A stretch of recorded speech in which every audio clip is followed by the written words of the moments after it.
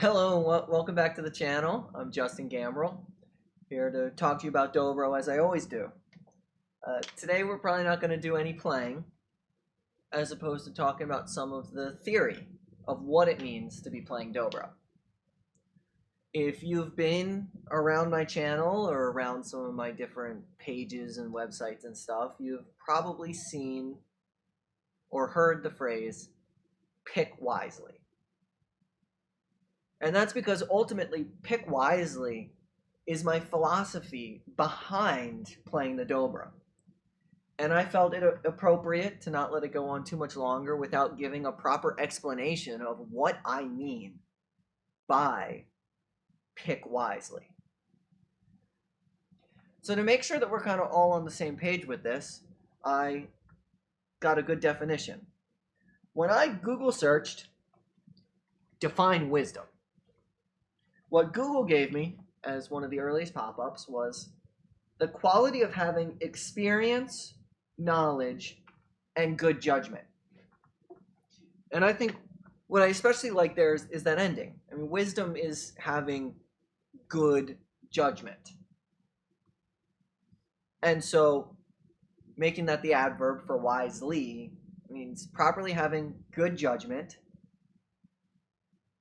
as we pick. I think the picking part was probably not an issue or confusing because we're just playing our bluegrass instruments and we always pick those. But the point is that we want to have wisdom. We want to have good judgment. And so if you've been learning the dobro, whether you've been doing it just from my page or from other people's channels as well, and I know there's a lot of great teachers out there on the internet and probably in your neighborhoods as well, but there's been a variety. I mean, I immediately started my videos with, here's the easiest backup you'll ever play. Just slide into the notes. Slide into the chord. It sounds great. Simple, elegant, beautiful. But then I also teach, well, do some rolls. I taught a couple different kinds of rolls.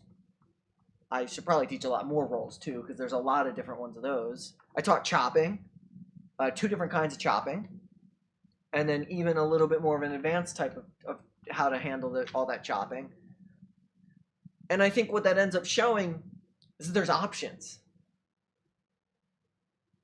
And while I'm teaching these different aspects, there's different ways to do it. And that's kind of what's cool about the dobro. When you look at a lot of the other instruments, yeah, they can go out of their way a little bit in what they do. They can switch it up a little bit. Ultimately, the bass is doing that root fifth. The guitar is doing that boom chick strum. Mandolin is chopping. Banjo is rolling. In 9 out of 10 times, that's what each instrument should be doing. Dobro doesn't have that. There's a lot of variety, and not just in the song, but even within the song of maybe what's best to play in that instance. And so while dobro is super simple to get into, I mean, again, the easiest backup you'll ever play. It's so simple that it seems almost not important, but it is. But as you get to all these other things, it maybe can feel a little overwhelming. It becomes so many more decisions. You know, once you get the knowledge, you have to understand how to have the good judgment to apply the knowledge. And while maybe I've never gone into explicit detail all throughout each and every video to say, here's how you use this wisely, my philosophy does ultimately teach that in trying to show the basic steps of learning a concept and then talking a little bit more about how we apply it, different situations, maybe how you can alter it slightly to make it different. All these different things are just adding to the repertoire, and then it's going to take wisdom to learn how to apply it. Now, when I talk about wisdom in other circumstances, you know, when we talk about just life wisdom, being a good person and living well, there's multiple ways to learn. First, wisdom comes from listening, learning, reading, studying. learn how to play dobro wisely by watching my videos, watching videos from other great players. Again, I'm not the only one that can be teaching you these things, and I will listen to other people's videos to hear more of what they're saying. Learn the concepts, but don't just listen to teachers in these videos. You should be listening. There are a lot of great dobro players playing with a lot of different bands, a lot of different circumstances, a lot of different styles, even within bluegrass.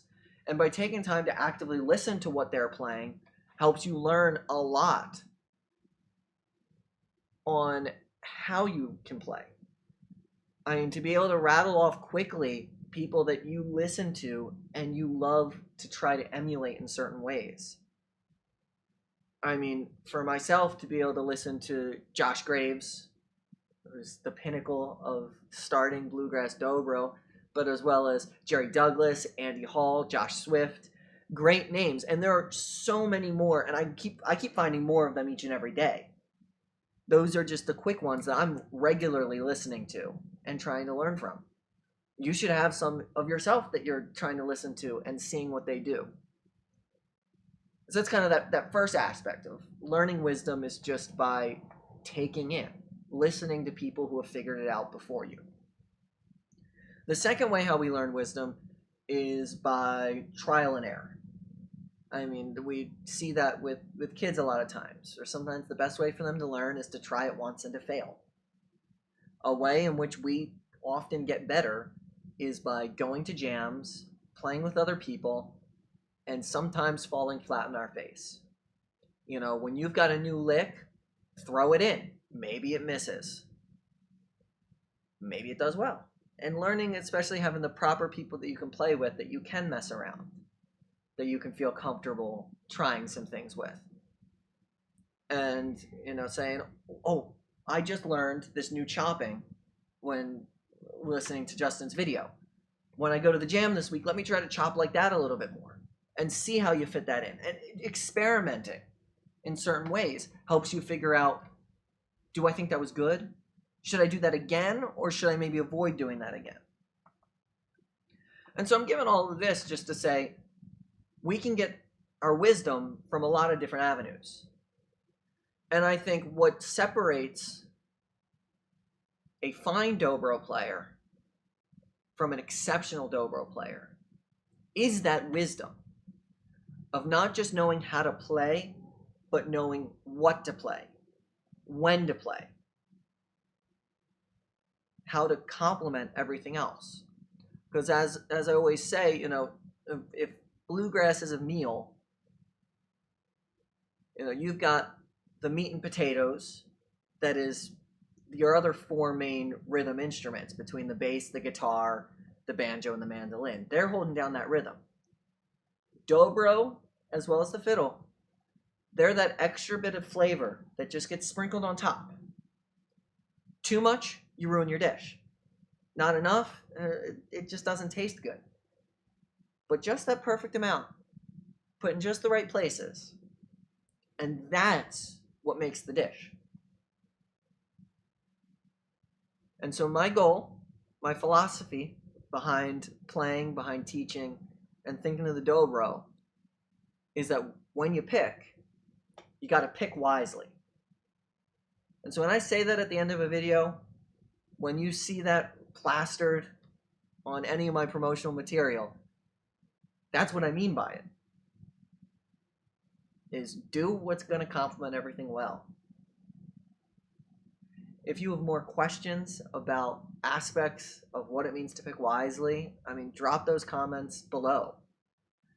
If you have certain aspects of, I'm confused in this situation, what should I do? Again, drop that in the comments. Send me a message. I'd love to be able to answer those questions, and those help give me ideas on more videos to be doing here. If you appreciated kind of getting this rundown, this, you know, short, maybe 10 minutes or so, I think I've been here, conversation of picking wisely, please like the video, share it with others, and keep watching more. As always, and I always say this, I mean, go out, continue picking. I know we didn't really do it at all in this video, but go out and pick. But most importantly, pick wisely. Have a good day.